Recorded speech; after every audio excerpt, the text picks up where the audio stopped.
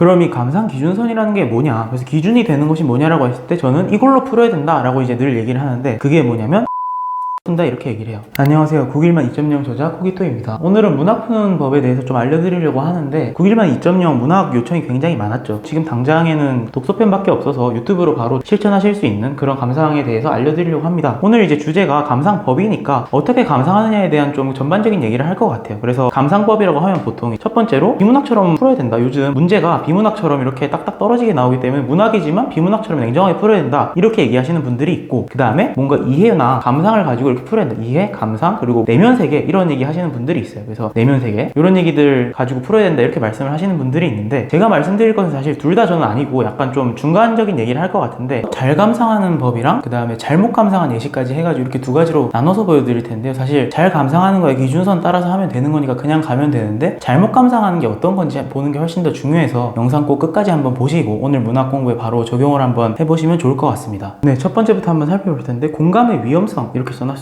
그래서 공감한다라고 하면 보통 문학에서는 화자의 감정이나 정서 뭐 그런 것들에 공감을 하면서 이렇게 풀어야 된다라고 얘기를 하는데, 왜 위험성이라고 써놨을까요? 사실 문학에서 공감을 한다라고 하면 뭔가 기쁜 건 기쁘고 슬픈 건 슬프고 내가 생각하는 대로 생각을 하면 참 좋겠지만, 우리는 그냥 문학을 하는 것이 아니라 앞에 하나가 붙죠. 뭐가 붙냐면 수능 문학이라고 이렇게 얘기를 합니다. 그냥 문학이랑 수능 문학은 뭐가 다를까요? 수능은 객관적인 능력을 시험하는 그런 시험이죠. 객관. 그러다 보니까 이 공감도 그냥 공감하면 좀 위험해. 왜냐하면 우리가 사실 살아온 배경도 좀 다르고 사람마다 다 생각이 다르니까 내가 봤는데 여기는 별로 안 슬픈데? 라고 해서 안 슬프다 했는데 평가원이 슬프대요. 그럼 어떻게? 틀려야지. 근데 그렇게 틀리면 너무 억울하잖아요. 그래서 우리가 수능은 객관적으로 누구나 동의할 수 있는 것을 시험하기 때문에 이 공감도 당연히 기계적으로 해줘야 한다. 사실 이 9일만 2.0에서 메카니컬 솔루션이라는 말을 했었잖아요. 그래서 문학에서 좀 더 이제 적용이 많이 되는 얘기인데, 공감하고 이해하고 감상할 때도 기계적으로 해줘야 된다. 쉽게 얘기해서 저는 평가원이 슬픔으로 지정해 놓은 게 있으면 그냥 슬픔을 느껴라 라고 얘기를 하는데, 좀 더 쉽게 얘기해서 우리가 이제 MBTI 같은 거 얘기를 많이 하잖아요. MBTI. 그래서 여기서 봤을 때 보통 우리가 공감을 잘해주는 사람 F, 그 다음에 좀 뭔가 공감도 안 되고 지맘대로 내가 뭔가 생각하기에는 아닌 것 같아, 그래서 뭐 어쩌라고 약간 이렇게 얘기하는 그런 사람을 이제 얘기를 하는데, 사실은 F처럼 읽는 거 정말 슬퍼 하면서 눈물 흘리면서 읽는 그런 느낌이 그렇게 좋지는 않습니다. 우리는 뭘로 가야 되냐면 사실 T처럼 가야 되는데, 그럼 T처럼 가라는 건 비문학인가요? 가 아니라 뭐냐면 사회화된 T라고 불러요. 저는 이게 가장 좀 직관적인 이야기인데, 그래서 사회화된 T, 그 다음에 기계적으로 감상, 똑같은 얘기예요. 그래서 내가 봤을 때 진짜 아무것도 아니야, 그래서 뭐 어쩌라고 라는 생각이 드는 사람이에요. 그래서 난 T야. 하지만 저 사람이 울고 있으니까 그럼 슬프겠네 라고 공감을 해주는 거예요. 누구한테 지금 공감하는 거야? 평가원한테 공감을 해주는 거여서,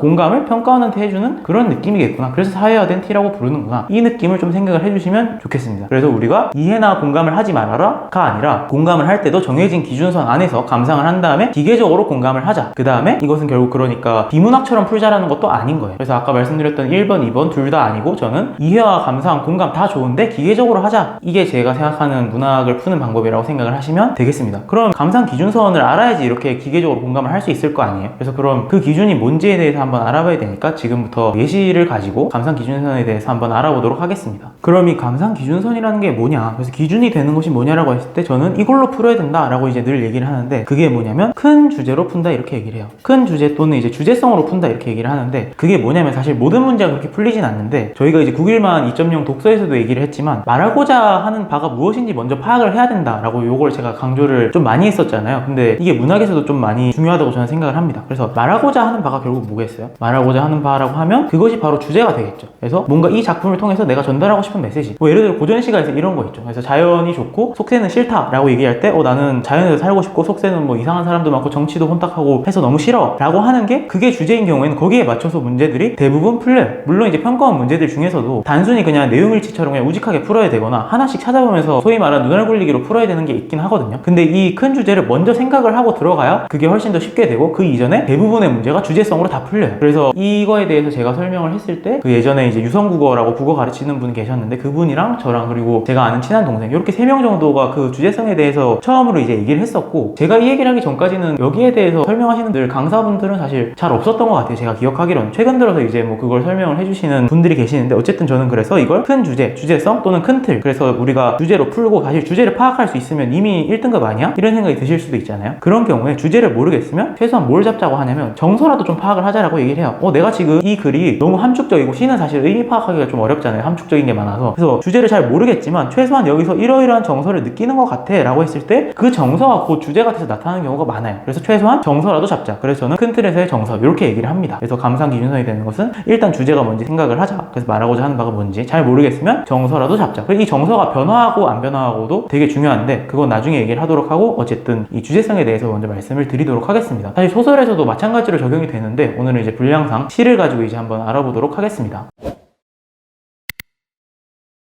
요 예시는 김관식의 거사노이라는 이제 시인데 이거 현대시입니다. 그래서 좀 쉬운 예시부터 갈 거고 사실 이 내용이 듣기에는 쉬워 보여도 이걸 바로 하기가 좀 쉽지가 않아요. 그래서 조금 이제 낮은 난이도부터 갈 텐데 한번 같이 보시죠. 오늘 북창을 열어 장거리를 등지고 산을 향하여 앉은 뜻은 여기서 벌써 뭔가 이상함을 느꼈어야 했어요. 이 장거리라는 말은 사실 이 정도 알아야 되는데 속세를 의미하는 겁니다. 그래서 속세를 등지고 산을 향하여 앉았대요. 이거 뭔가요? 지금 이제 벌써 거의 정서 및 뭐 주제 이런 것들이 한 방에 나오는 것 같은데 이게 얘기하는 것은 자연이 좋고 즉 산이 좋고 산은 보통 자연이죠. 산이 좋고 그 다음에 장거리 등지고 앉았다는 게 속세 즉 인간 속세 인간이라고 얘기를 하죠. 이거는 싫다 이거잖아요. 그래서 우리가 보통 고전 시가에서 많이 나오는 거죠. 그래서 강호가 좋고 속세가 싫다 요거는 사실 3, 4등급 학생분들도 정말 많이 들어본 주제일 거예요. 그래서 딱 봤을 때 산 좋고 인간 싫다고 얘기를 해버리네. 쭉 한번 봅시다. 그러고 나서 그럼 사람은 항상 변해 쌓지만 이것도 결국 인간 싫다는 얘기잖아요. 태고로부터 푸르러 온 산이 아니냐 산이 좋다는 얘기지. 쭉 가다 보면은 고유하고 너그럽고 보호를 갖고도 자랑 않고 겸손하기까지 해. 그 다음에 그래서 그런 산을 내가 마음이 본시 사랑해서 평생 산을 보고 산을 배운대요. 쭉 한번 제가 지금 손 빼드릴 테니까 한번 읽어보세요. 전부 다 뭐야? 처음부터 끝까지 내 품이 내 고향인 그리운 산하 산내음새 산에서도 오히려 산을 그리며 꿈같은 산정기를 그리며 산다. 쭉 읽었을 때 어떤 느낌 들어요? 그냥 이게 끝이야. 산 좋아 산 좋아 산 좋아 산 좋아가 계속 반복되면서 나오는 건 뭐예요? 속세가 싫다는 게 지금 여기 들어가 있는 거죠. 그래서 우리가 이걸 보고 하나 좀 이제 실수하면 안 되는 게 산이 좋다고 계속 얘기를 하니까 그럼 그게 끝인가? 가 아니라 주제에서 중요한 것은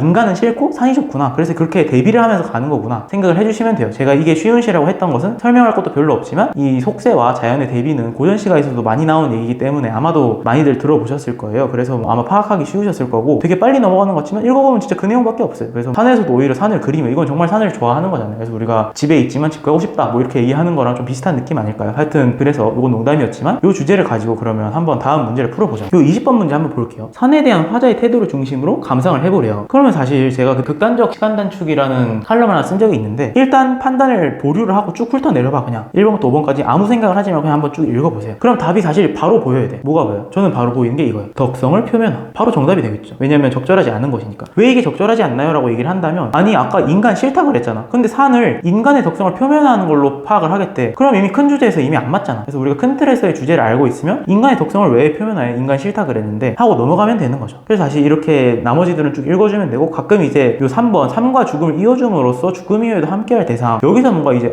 아까 그 이승과 저승 그런 얘기가 있었거든요. 그래서 이런 거 좀 잘못 감상하는 예시들 다음 영상이나 그런 데서 알아볼 텐데 어쨌거나 우리는 좀 이렇게 만약에 여기 세모를 쳤다고 쳐 그렇다고 하더라도 이렇게 완전히 그냥 큰 주제에서 벗어나 버리는 것들은 바로 체크를 해줄 수 있다는 거예요. 그럼 이거 사실 푸는데 10초에서 20초밖에 안 걸리잖아요. 그래서 이런 것들이 많이 쓰인다. 사실 보기 문제 요건 지금 풀 건 아니지만 보기 문제도 우리가 이제 알 수가 있는 게 보통 주제를 많이 주니까 이런 제시문들에서는 요건 이제 주제 가지고 바로 이제 풀리는 느낌이겠죠. 그래서 그렇게 생각을 해주시면 된다. 네, 그래서 이번에는 잘못 감상한 예시 한번 볼 텐데 아까 나지문 요거 했었죠. 그래서 가지문의 이육사의 초가라는 시 한번 보도록 하겠습니다. 앞에 내용 잘 몰라도 돼요. 그냥 뭐 구겨진 하늘 묵은 이기채울 편들 어쩌고저쩌고 내려와서 여기만 한번 보자고. 일단 지금 우리가 알아야 되고 요거 나중에 판단하면 돼요. 그래서 고향을 그린 묵화 한폭 조미쳐 이렇게 얘기를 했으니까 고향에 대한 뭔가 회상을 하는데 조미쳤다 뭔가 느낌이 그렇게 좋아 보이진 않지만 일단 회상을 한다고 생각을 해보면 이 띄엄띄엄 보이는 그림 조각은에서 알 수 있는 게 우리가 지금 여기가 회상인 걸 바로 알 수가 있죠. 그래서 뭔가 고향에 대해서 지금 생각을 하고 있는 건데 앞밭에 보리밭에 말매나무를 캐러 간 가시네는 가시네와 종달새 소리에 반해 이렇게 쭉 나와 있는데 이게 뭐냐면 지금 이제 나무를 캐러 간 상황이에요. 근데 소녀가 이제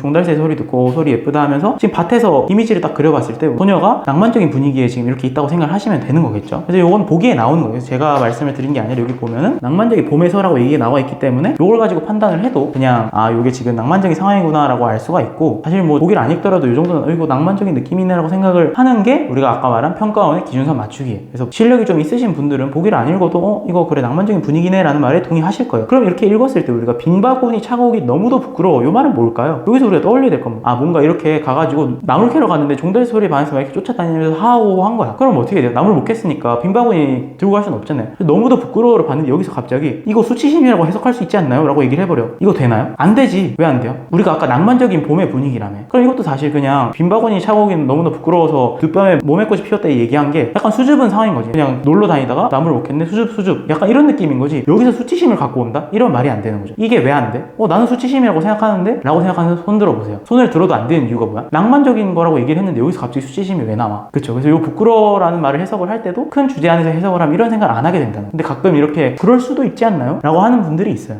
그럼 여기서 이런 키워드에 낚이는 거지 그럼. 그래서 이런 식으로 하면은 이게 잘못 감상한 예시다 생각을 해주시면 되고, 그 다음에는 정훈의 탐군가라는 지문 한번 볼 텐데 얘는 진짜 좀 중요한 얘기라서 한번 잘 들어보세요. 그래서 요거는 주제 자체는 그렇게 어렵지 않아요. 탐군가 자체가 이제 가난을 한탄하는 노래라는 뜻이니까 가난하다가 사실 거의 전부일 거란 말이에요. 춘일 지지하여 어쩌고저쩌고 됐는데 보니까 상황이 별로 좋지 않다라고 요 앞부분 나온 거 한번 읽어보시고 봤을 때 배틀북도 쓸데없이 빈벽에 남겨두고 이제 북도 쓸 일이 없죠. 그 다음에 소시루 버려두니 붉은 빛이 다 되었다. 시루도 쓸 일이 없어. 그러다 그럼 무슨 상황이냐면 가난한 상황이네. 가난해서 뭔가 밥 해먹고 그런 걸 할 일이 거의 없는 거지. 그래서 세시상망 명절 제사는 무엇으로 해 올리며 원근 친척 내빈 왕객은 어이하여 접대하고. 이거 뭐예요? 나 가난해서 나 제사도 못해. 제사 못하고 접대도 못해. 손님 대접도 못하는 거죠. 그래서 대접도 안 돼. 그런 상황이죠. 그래서 이 얼굴 진영이 있어 어려운 일 하고 많다. 어려운 일이 너무너무 많아 라고 얘기하면서 여기서는 조금 재밌는 비유가 하나 나와. 그래서 이 원수 군기를 어이하여 여의려뇨라고 하면서 가난귀신이라고 이제 가난을 이제 귀신에 비유해서 이렇게 얘기를 해요. 그래서 나 너무 가난해서 제사 못 지내고 대접 못 한다. 그래서 이 밑에서부터는 군기를 어떻게 하면 여일 수 있을까 쭉 하면서 쭉 내려가거든요. 그러다가 이제 가난귀신이 꾸짖으니까 그런 거보다 해서 받아들이는 뭐 그런 내용이야. 사실 중요하지 않아요. 그렇다 쳐. 그럼 우리가 알아야 될 겁니다. 여기서부터 춘일이 지지하여 어쩌고저쩌고 나오는 것부터 해서 이 전체가 얘기하고 싶은 게 가난해서 힘들다가 끝이야. 그치? 가난하다. 가난 유유가 끝이에요. 한번 이 문제 한번 보자고. 34번 문제. 아마 상위권 학생들은 그렇게 많이 안 들렸을 텐데 3번 선지 한번 보세요. 읽어보면 체면을 지키기 어려운 상황을 제시해 취약한 경제적 기반 때문에 사회적 책임을 내려놓는 향촌 사대부의 죄책감을 드러낸다. 이렇게 돼 있어요. 이게 이거야. 이거. 디귿은 이거예요. 여기서 죄책감이 드러나? 취약한 경제적 기반 때문에 책임을 내려놔? 아니죠. 이건 일단 틀렸어. 이거를 우리가 왜 이런 생각을 하게 되느냐에 대해서 저는 평가원 낚시 코드라는 말을 써요. 이제 뭐 평가원 코드라는 말은 10년 전에도 있었던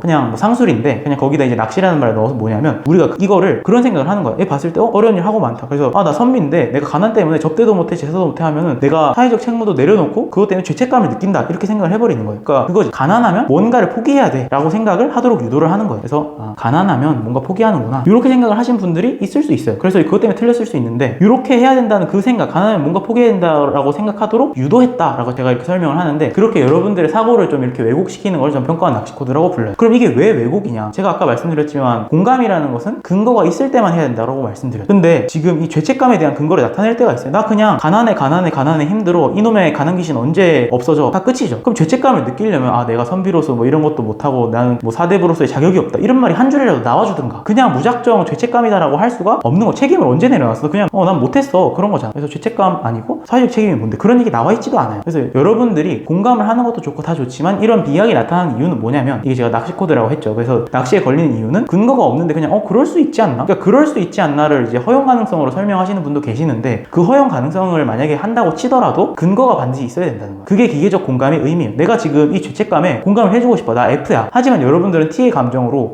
근데 근거가 없잖아. 사회화된 T라면 근거가 있다면 공감을 해줄 수 있겠죠. 근데 그게 아니기 때문에 죄책감이라는 거 안 되겠구나 라고 생각하고 틀렸다 생각하고 고를 수 있어야 된다 이게. 근데 여기서 가난하면 뭔가 포기하겠지 하고 요거 맞는 선인데 하면은 잘못 감상한 거죠. 근거가 없는데 그냥 공감을 해버린 거야. 그래서 이런 식으로 잘못 감상하는 예시 두 번째 것도 알아봤으니까 한번 잘 생각해 보시고, 이렇게 해서 감상기준선에 대해서 알아봤는데 아마 잘못 감상하는 예시를 보시면서 여러분들이 뭔가 어떻게 해야 되는지 느낌이 좀 오셨을 거라고 생각을 합니다. 그래서 좀 정리를 하고 가면 1번 이제 우리 큰 주제를 먼저 생각을 해줘야 된다. 말하고자 하는 바가 뭔지 생각을 해줘야 되고, 그 다음에 2번이 아까 말씀드렸던 것처럼 공감을 할 때도 그냥 무지성으로 그냥 하는 것이 아니라 공감은 근거가 있을 때만 하자. 그래서 근거가 없을 때 하면 어떻게 되냐면 아까처럼 사대부의 죄책감 이런 거 있을 것 같지 않나? 이런 생각을 하게 되는 거죠. 그리고 이 큰 주제를 모르면 아까처럼 부끄러워 이걸 보고 수치심이라고 생각할 수도 있는 거 아니야? 라고 하면 키워드 낚시에 걸리는 거예요. 그래서 뭔가 우리가 키워드만 갖고 판단하는 것이 아니라 큰 주제를 먼저 생각을 하고 그 다음에 세부적인 키워드를 보는데 그때 공감을 할 때도 근거가 있을 때만 하자. 그래서 이것은 이해와 공감 뭐 그런 감상 이런 것들이 잘못됐다는 것이 아니라 기계적으로 감상하고 기계적으로 이해하자. 그런 느낌. 그리고 그 다음에 그것이 꼭 비문학처럼 받아들여야 된다는 뜻은 아니다. 그래서 이해와 공감은 하는 것이 맞는데 기계적으로 하자가 제가 생각하는 것이었고 거기에 필요한 것이 1번과 2번이었다 라고 생각을 해주시면 됩니다. 그래서 이번 영상은 이 정도로 마무리를 하도록 하고 다음 영상에서 가능하다면 좀 더 이제 자세한 얘기들을 가지고 찾아뵙도록 하겠습니다. 하겠습니다. 영상 유익하게 보셨다면 좋아요와 구독하기 꼭 부탁드리고 다음 영상에서 뵙도록 하겠습니다.